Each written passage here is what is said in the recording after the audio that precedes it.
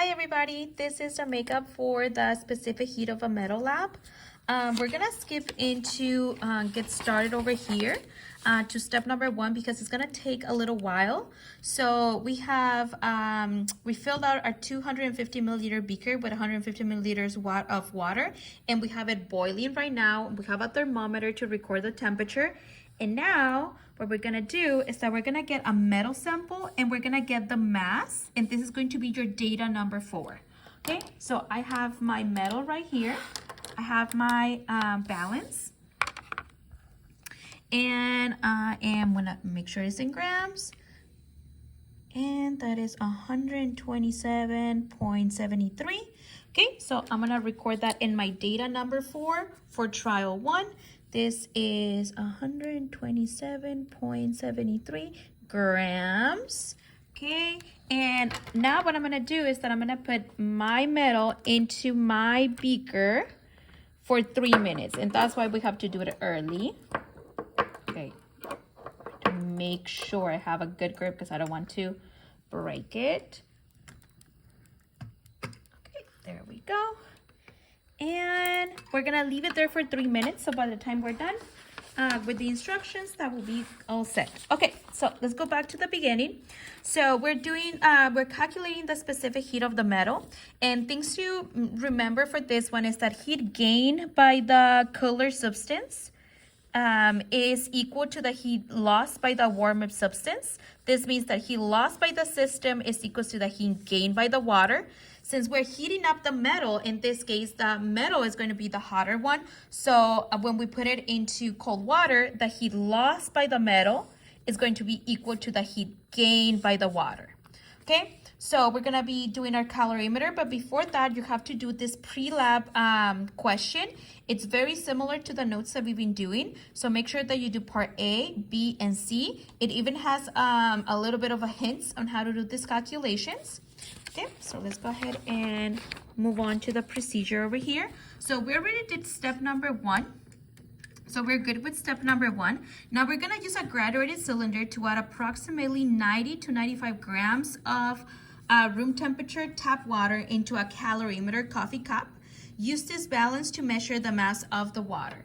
Okay, so a calorimeter coffee cup is made of 2 coffee cups, and we're gonna put the lid to insulate the heat, and I have my water right here.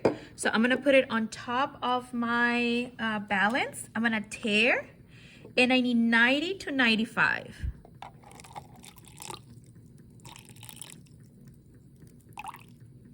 Okay, that's good enough. Okay, so let's record this one into our data number 1. So record the exact mass in data number 1. So that is 91.25 grams. Don't forget your units. Okay. Then it says to take the initial temperature, and this is going to be our data number 2. So I have another thermometer right here. I'm gonna put it inside of my water, put it at eye level. Okay.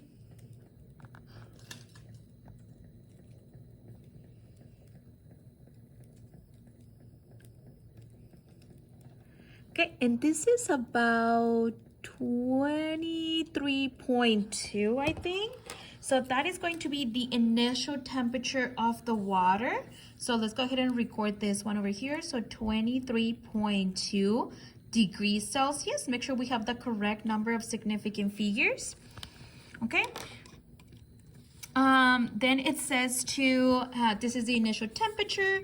Keep the thermometer poked through the small opening in the lid. Remember to record the correct number of sig figs. So I have my lid right here. I'm gonna put it inside, and my calorimeter is all done. So this is how our calorimeter is gonna look like. Okay, so I'm gonna put it to the side. Then the next one is to do the metal. We already did this part, right? And after 3 minutes, we have to take it out and put it into our calorimeter and record, and then we're gonna record the final temperature. I'm so sorry. First, we need to get the initial temperature of the metal. Since it's been boiling for 3 minutes, the temperature of the boiling water is the same as the temperature of the metal because they're in equilibrium. So let's go ahead and record the initial temperature of the metal.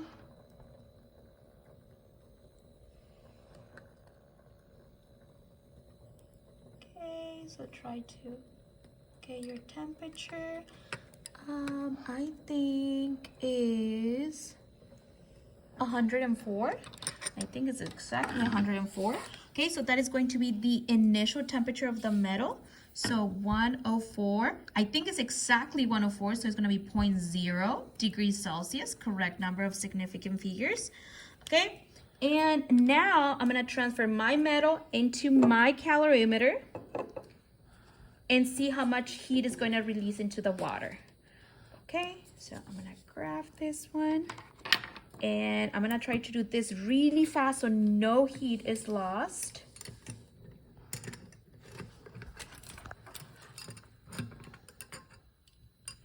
Okay, and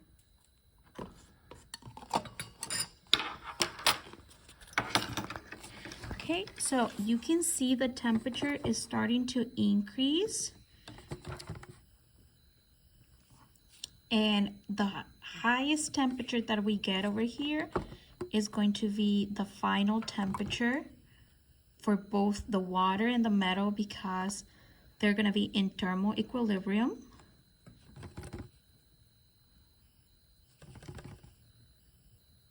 So it's still going up. Just shaking it a little to make sure it is mixing well. I'm just not getting the temperature. I can still see it is still going up. I think it stopped.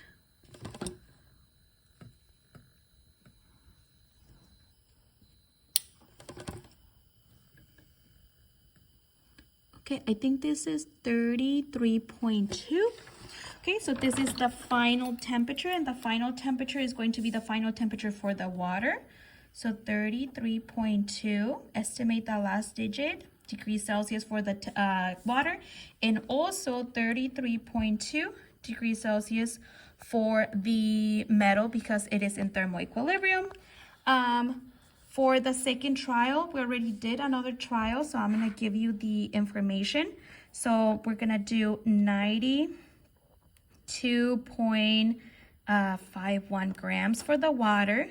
The initial temperature was pretty much the same. And when the mass of the metal would also be the same. Okay, the initial temperature of the metal this time was degrees Celsius. And the second time that we did this one, it reached a temperature of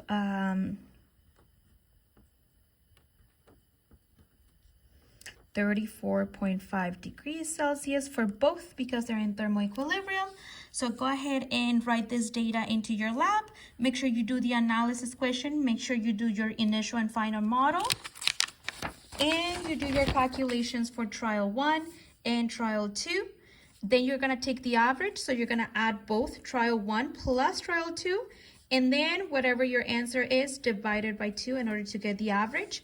Identify which metal we use for this lab and answer 6 and 7 in 1 to 2 sentences for 6 and 2 to 3 sentences for 7.